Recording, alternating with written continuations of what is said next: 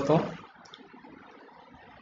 Next formula हम सब formula type के अंतर्गत काउंट फार्मूला के बारे में देखने वाले हैं। ये काउंट फार्मूला क्या काम करता है, तो आपको बता दें काउंट फार्मूला क्या करता है कि नंबर ऑफ सेल में जो वैल्यू यानी सेल में जो वैल्यू टाइप किया गया है ना, जो नंबर टाइप किया गया है उस सेल के नंबर को वो है ना काउंट करके हमें बताने का काम करता है कि जितने भी सेल में आपका नंबर लिखा गया है वो सभी सेल को वो काउंट करके बताता है। तो उसके लिए हम यहाँ पे क्या करते हैं, काउंट फार्मूला का इस्तेमाल करते हैं। तो करना क्या है, इसके लिए हमें फार्मूला अप्लाई करना है इक्वल है ना COUNT काउंट, ब्रैकेट लेना है और यहाँ से कह रहा है वैल्यू, तो कहाँ से कहाँ तक के सेल के काउंट करना चाहते हैं।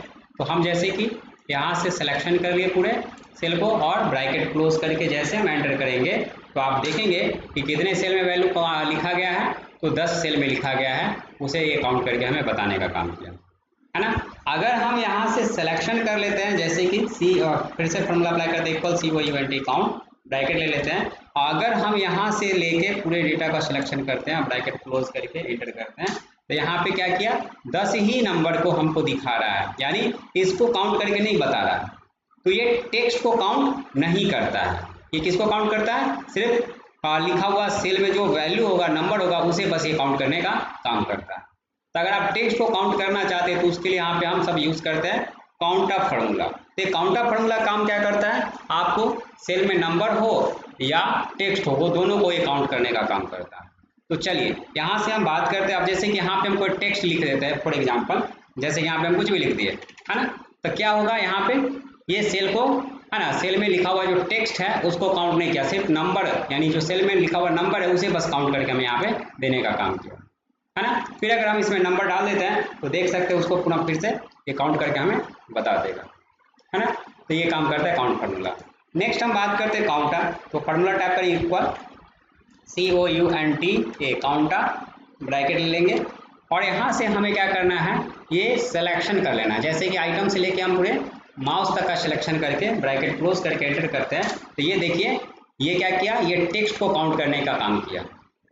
लेकिन अगर हम इसमें नंबर अगर कोई टाइप कर देते हैं तो देख लीजिए फिर भी उसको भी वो नंबर को भी काउंट करके दिखा रहा है। तो काउंट ऑफ फार्मूला क्या करता है, टेक्स्ट को काउंट करने के लिए है ना, ये सेल के टेक्स्ट को काउंट करने का काम करता है, समझे। तो अगर हम इसमें कोई नंबर भी लिख देंगे तो कोई दिक्कत नहीं, ये उसको भी काउंट करके देगा। लेकिन ये इसमें ऐसा नहीं था, इसमें अगर कोई हम टेक्स्ट डालते हैं तो उसको काउंट नहीं करता है, बस वो सेल में लिखा हुआ नंबर को ही काउंट करता है, टेक्स्ट को काउंट नहीं करता काउंट करता। लेकिन काउंटर क्या किया, आप नंबर लिखिए या टेक्स्ट लिखिए वो दोनों को काउंट करने का काम करता है। फिर यहाँ पे जो पहले था वो हम डाल देते हैं, जैसे कि माउस की बात कर रहे हैं है ना, ये हमने डाल दिया। नेक्स्ट हम बात करें काउंटर ब्लैंक है ना। तो काउंट ब्लैंक क्या काम करता है, तो काउंट ब्लैंक काम करता है आपको ब्लैंक सेल को काउंट करने का काम करता है। जैसे कि हम ये सेल में हम इसे डिलीट कर लेते हैं, यहाँ से ये डिलीट कर लेते हैं, समझे। तब देखिए इसमें जो है अगर हम सेल डिलीट किया तो काउंट का फार्मूला क्या किया, वो सेल के ब्लैंक सेल को काउंट नहीं किया है ना, और यहाँ पे काउंट फार्मूला भी वो ब्लैंक सेल को काउंट नहीं किया, समझे। नेक्स्ट हम बात करते हैं काउंट ब्लैंक। तो काउंट ब्लैंक फार्मूला के लिए हम ब्लैंक सेल को काउंट करने के लिए इस्तेमाल करते हैं। तो COUNT काउंट ब्लैंक, ब्रैकेट लेना है और आपको यहाँ से रेंज सेलेक्ट करना है ना, जहाँ तक का आपको काउंट करना है ब्लैंक सेल को और ब्रैकेट क्लोज करके एंटर कर देना है। तो आप देखेंगे कि ये पूरे रेंज में जो है आपका 2 सेल ब्लैंक है डेटा का है ना, इस डेटा रेंज में आपका 2 सेल ब्लैंक है, उसे यहाँ पे काउंट करके दिया। अगर यहाँ से हम कुछ डिलीट करते हैं तो देख लीजिए 3 हो गया है ना।